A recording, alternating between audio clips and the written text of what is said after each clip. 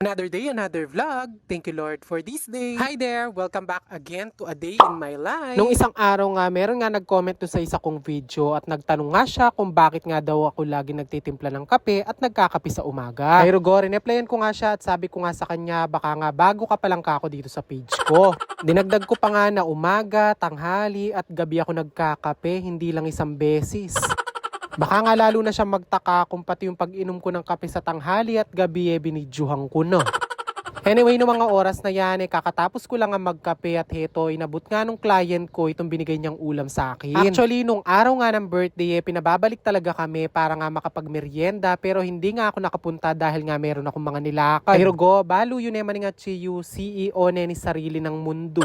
At dahil nga daw hindi ako nakapunta, heto, pinagtabi niya na lang ako ng ulam. Nabanggit ko nga kasi nung gabi na nagse-setup ako, favorite ko nga din kako yung rellenong bangus, lalo na kapag makalamansi. Meron pa nga din daw siya natirang isang chicken roll, kaya naman pinadala niya na din to sa akin. Pero go, sabi ko nga sa kanya, saktong-sakto, mahal na araw at hindi na muna nga kami magkakarne. Nang iniabot nga sa akin yung mga ulam, galing nga sa freezer, kaya hinayaan ko nga munang lumambot. At nung medyo lumambot na nga yung ulam na binigay sa akin, agad na nga ako nagpainit ng kawali at naglagay na nga ng mantika. Actually, napakadalang ko na lang talaga makakain ng arilyenong bangus. Kung hindi pa nga magkakaroon ng handaan, hindi talaga ako makakakain yan.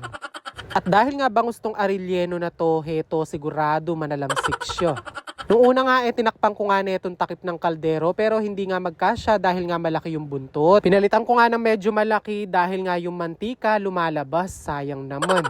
Hapon nga meron pa natirang pritong dalagang bukid kaya naman heto kaysa nga kako sa masayang pang sasahog natin. Kung kahapon nga ginisa natin yung upo, ngayon naman magsasabaw tayo para naman makahigop tayo na mainit na sabaw. Bali binalatan ko na nga itong upo at agad ko na nga pinaghihiwa ng medyo maliliit. Bahala na kayo kung kayong magluluto, kahit anong hiwa naman dyan pwede. At sakto nga matapos kong hiwain yung upo, naluto na nga din pala tong ating arilyeno. Medyo matagal ko nga din palang piniprito yan at tinakpan ko nga para nga ako hanggang loob mainitan. Pagkatapos ko nga mahango yung rellenong bangus, agad ko na nga din pala sinalang itong mga chicken roll. Actually, itong chicken roll, pwede naman din natin prituhin ng buo. Pero parang nga kako maluto yung loob, pinaghihiwa ko na nga ng ganyang kakapal. Naubusan nga pala ako ng bawang ng mga oras na yan, kaya naman ang gagamitin na lang natin sibuyas. Total nga kako, marami naman kami sibuyas, dinagdagan ko na nga yung mga gagamitin ko. 3 piraso yan para I love you. Charis! Pagkatapos ko nga mahiwa yung sibuyas, sakto nga naluto na din itong ating mga chicken roll. Medyo nakatipid nga tayo ng konti ngayong araw dahil hindi na nga tayo bumili ng uulamin natin ngayon. Fast forward, pagkatapos nga natin magprito, agad ko na nga isinalang dito yung kasirolang may tubig. Bali habang hinihintay nga natin kumulo yung tubig, ihimayin ko na nga lang muna itong pangsasahog natin. Tatanggalin lang naman natin yung mga tinik-tinik para naman pag humigop tayo na sa sabaw walang sumalabak sa lalamunan natin.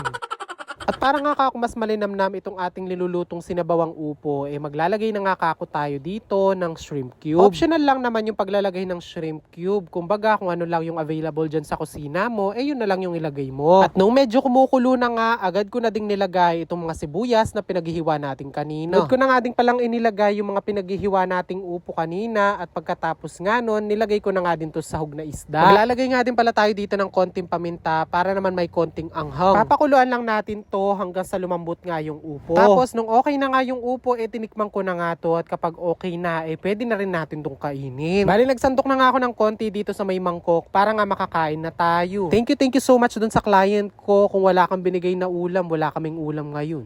Charis!